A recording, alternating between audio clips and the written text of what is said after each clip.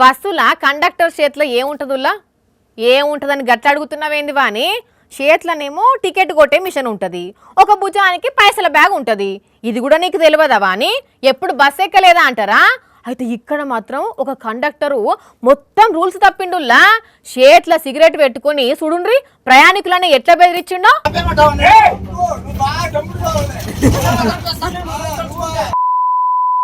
ఓ conductor Sabu ఆగో, ఏం బూతులయ్యా అవి?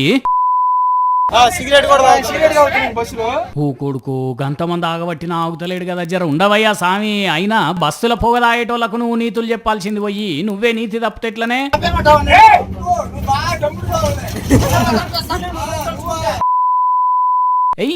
అస్సలు తగ్గుతలేడు కదా.